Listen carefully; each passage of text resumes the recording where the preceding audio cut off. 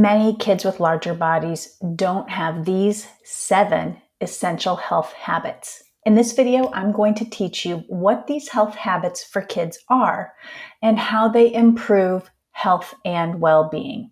You need to understand each of these pillars of wellness so that you can start cultivating these health habits with your child. Every child, no matter their size, can grow up healthy and happy. Hi there, I'm Jill Castle. I'm a pediatric dietitian. I've helped hundreds of families in my private practice improve their children's health habits by teaching them these essential habits. And I wrote a book called Kids Thrive at Every Size, which outlines each of these health habits I'm going to talk about today and give you the step-by-step process to cultivate them, all in this book. Let's dig in. The first health habit is family culture. Now, this is a habit of the family, and it gets passed down to the child. The benefits are enormous. Family culture is the values that you hold dear as a family. It's how you connect, how you communicate with each other, who you are as a family. Family culture is the most important culture your child will grow up with.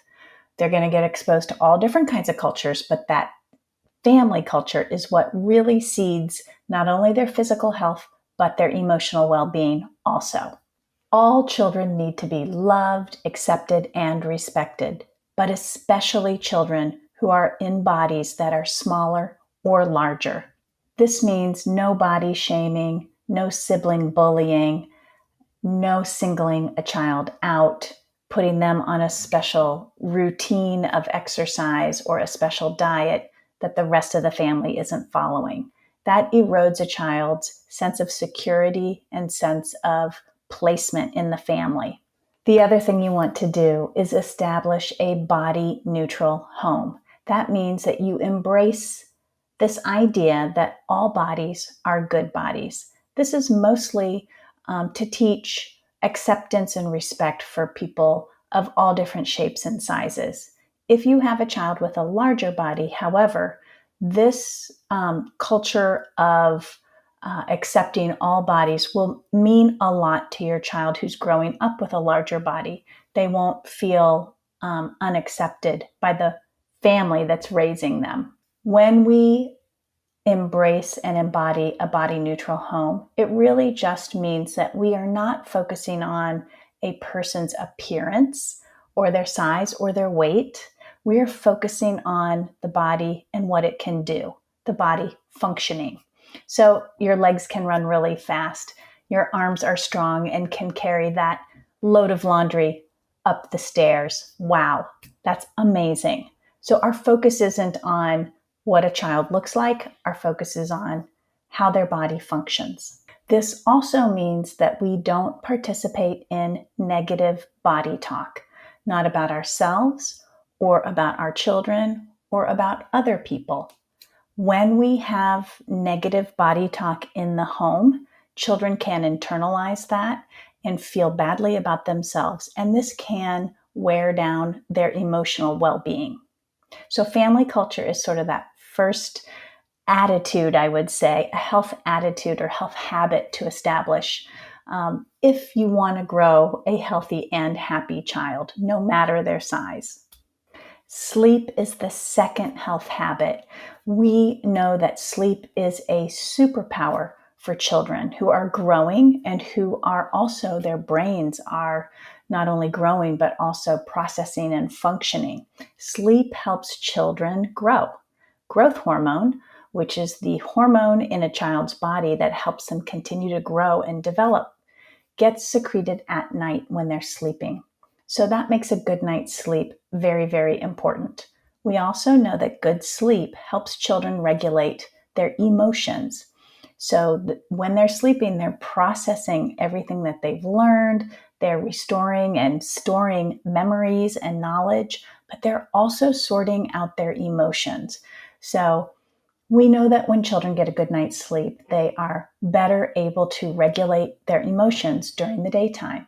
The next health habit is movement, But before I get into it, if you're really serious about helping your larger or smaller or mid-sized child be healthier, then check out my book, Kids Thrive at Every Size, and my private practice services, which I'll leave a link in the description below. Okay, movement is the third health habit. Movement just really refers to daily physical activity. So, what is the benefit of movement? Well, we know that when children's bodies move every day for about 60 minutes cumulatively each day, it improves their heart and lung function. It strengthens their muscles and densifies and strengthens their bones. And it can improve health conditions like high blood pressure or high cholesterol or even high blood sugar or prediabetes in children. That's what the research tells us. Even a 10-minute walk lowers blood pressure in kids who carry extra body fat. Emotionally, when kids get outside and play and move their bodies, it triggers those feel-good hormones in the brain. Those hormones help children feel confident and powerful and strong, and it helps them over time build self-esteem. The fourth health habit. Now, there are lots of little habits that go into each of these pillars of wellness or major health habits, and I'm just giving you a global overview of these. But the fourth one is feeding. Feeding is that interaction between the parent and the child around meal times. So it could be that the parent is pushing a child to eat more food or take another bite. It could be a parent is restricting second helpings if their child is larger in size. These are feeding interactions, and they shape the relationship with food that your child develops over time. We know that there are productive feeding practices. So when you have scheduled meals and scheduled snacks, and the kids know where mealtime is always going to be, and there are limitations or boundaries set on access to food, that structure is a positive thing for kids, and it's productive. It helps children develop appetite regulation and a positive relationship with food. Unproductive feeding practices are things like clean your plate, take another bite. You can't have dessert until you eat everything on your plate. These are unproductive feeding practices, and we know that they can change the way a child is able to regulate their eating. It can change their relationship with food as well. The fifth pillar or the fifth health habit is building good eating habits. So feeding we just talked about, but eating is what the child is doing. And we want to help children build good eating habits based on their sense of appetite. So a child who is able to recognize that they're hungry, eat, and then recognize when they're satisfied or full and stop eating, that is the goal. Children are born with intuition around hunger and fullness. They're intuitive eaters naturally, but as they grow up, they experience the environment around them. They are excited about food. They might be coaxed to eat more food than they're hungry for. There are a lot of things that happen in a young child's life that may disconnect them with their feelings of fullness. So we want to help children be aware of their appetite cues and educate them about that so that they can regulate their eating.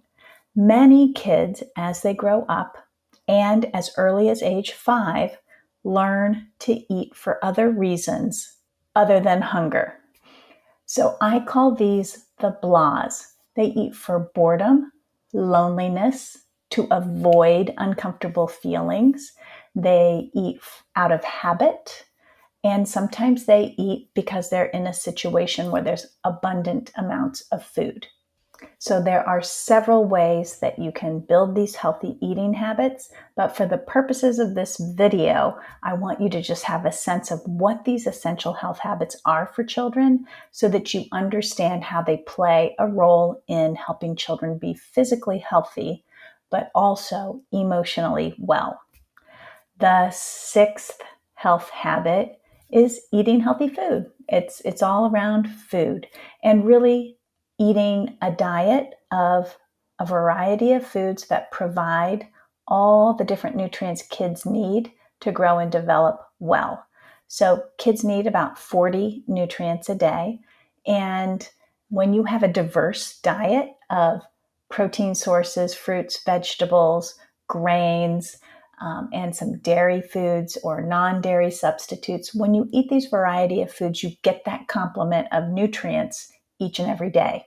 When we're thinking about food for children, I prefer parents think about them using a nutrient lens.